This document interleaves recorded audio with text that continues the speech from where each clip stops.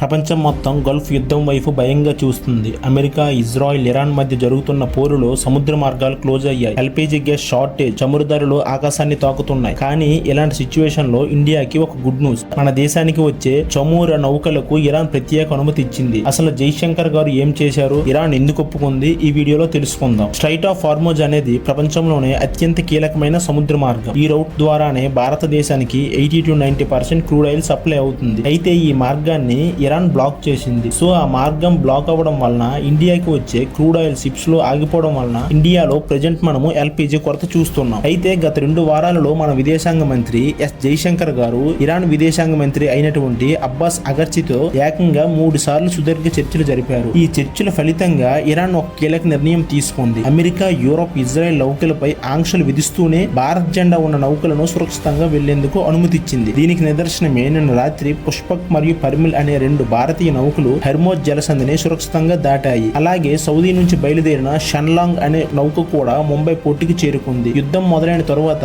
మన దేశానికి చేరిన మొదటి అతిపెద్ద చమురు నౌక ఇదే. కేవలం ఇరాన్ పైనే కాకుండా ఇప్పుడు అమెరికా, రష్యా మరియు వెస్ట్ ఆఫ్రికా వంటి దేశాల నుండి కూడా చమురు మరియు గ్యాస్ ను తెప్పిస్తుంది. దీని వలన గల్ఫ్ దేశాల్లో యుద్ధం జరిగినా మనకు పెద్దగా నష్టం జరగకుండా డైవర్సిఫికేషన్ చేస్తున్నారు. ఇరాన్ విదేశాంగ మంత్రి అబ్బాస్ అగర్చి జైశంకర్ గారి మాటలను అంగీకరించడానికి వెనుక ఉన్న జియో పాలిటిక్స్ డిస్కస్ చేద్దాం. అంతర్జాతీయ సంబంధాలలో ఏ దేశం కూడా ఊరికే సాయం చేయదు. ఇంతవరకు మీరు వీడియో చూసారంటే జియో పాలిటిక్స్ పైన మీ ఇంట్రెస్ట్ అర్థమవుతుంది. మరిన్ని జియో పాలిటిక్స్ అప్డేట్స్ గురించి మన ఛానల్ ని సబ్స్క్రైబ్ చేసుకోండి. ఇందులో ఇరాన్ ప్రయోజనాలు కూడా ఉన్నాయి. ఫస్ట్ గా చాబహార్ పోర్ట్ అతిపెద్ద కారణం. ఇరాన్ లో ఉన్న చాబహార్ పోర్ట్ ను భారత్ అభివృద్ధి చేస్తుంది. ఇది ఇరాన్ ఆర్థిక వ్యవస్థకు చాలా కీలకం. భారత్ ఈ పోర్ట్ ద్వారా మధ్య ఏషియా దేశాలకు వ్యాపారం చేస్తుంది. ఇది ఇరాన్ దేశంలోని సిస్తాన్ బెలుచిస్తాన్ ప్రాంతంలో గల్ఫ్ ఆఫ్ ఒమాన్ తీరాన ఉంది. ఇది పాకిస్తాన్ లోని చైనా నిర్మించిన గ్వాదార్ పోర్టుకు కేవలం 170 కిలోమీటర్ల దూరంలో ఉంటుంది. ఇండియా నుండి ఈ పోర్టు దూరం కేవలం ముంబై నుండి ఢిల్లీకి ఉన్న దూరం కంటే తక్కువే. దీని వలన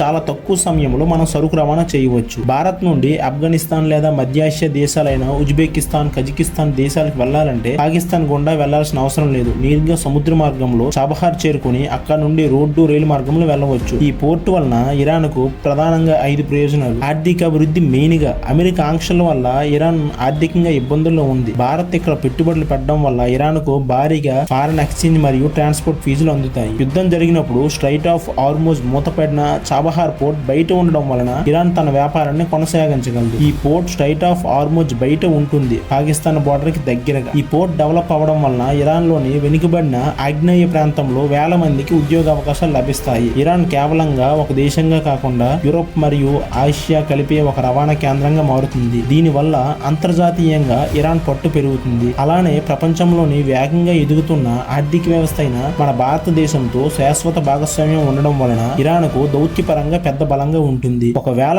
ఇరాన్ భారత నౌకలను అడ్డుకుంటే భారత్ ఈ ప్రాజెక్ట్ నుండి తప్పుకునే అవకాశం ఉంటుంది. అది ఇరాన్ కు చాలా లాస్. అందుకే వాళ్ళు తెలివితేటలుగా ఆలోచించి మన షిప్స్ ని అనుమతించారు. ప్రస్తుతం ప్రపంచ రాజకీయాల్లో రష్యా, ఇరాన్ మరియు భారత్ ఒక ప్రత్యేక కూటమిగా మారుతున్నాయి. రష్యాకు భారత్ మరియు ఇరాన్ 2 అత్యంత సన్నిహిత మిత్ర దేశాలు. ఈ యుద్ధ సమయంలో భారత్ ను దూరం చేసుకోవద్దని రష్యా కూడా ఇరాన్ పై ఒత్తిడి తెచ్చి ఉండవచ్చు. భారత్ ఈ గల్ఫ్ యుద్ధంలో ఏ పక్కన నిలబడలేదు. అమెరికా మిత్ర దేశంగా ఉంటూనే ఇరాన్ తో కూడా చర్చలు జరిపాం మనం. ఇరాన్ తన శత్రువులైన అమెరికా, ఇజ్రాయెల్ నౌకలను మాత్రమే టార్గెట్ చేస్తుంది. భారత్ వంటి న్యూట్రల్ గా ఉండే దేశాల నౌకలను అడ్డుకుంటే ప్రపంచవ్యాప్తంగా ఇరాన్ కి మద్దతు తగ్గుతుంది. ఆ విషయం వాళ్ళకి తెలుసు. అందుకే వారు మనకి సేఫ్ పాసేజ్ ఇచ్చారు. అండ్ ఆల్సో జైశంకర్ గారు చర్చలలో చాలా స్పష్టంగా చెప్పారు, భారత్ కు చమురు సరఫరా ఆగిపోతే అది ప్రపంచ ఆర్థిక వ్యవస్థ పైన కాకుండా ఇరాన్ ప్రతిష్ట పైన కూడా ప్రభావం చూపుతుంది. ఒక డిప్లొమసీ పర్సన్ గా ఆయన ఇరాన్ ప్రయోజనాలను కూడా దృష్టిలో ఉంచుకొని మాట్లాడడం వల్ల అగర్చి గారు అంగీకరించారు. ఇది కేవలం ఒక రిక్వెస్ట్ కాదు, ఇది 2 దేశాల మధ్య ఉన్న గివ్ అండ్ టేక్ పాలసీ. మనం చాబహార్ పోర్ట్ ఇస్తున్నాం, వారు మనకి సముద్ర మార్గాన్ని ఇస్తున్నారు. ఇది చాణక్యుడు చెప్పిన రాజనీతి. జై హింద్.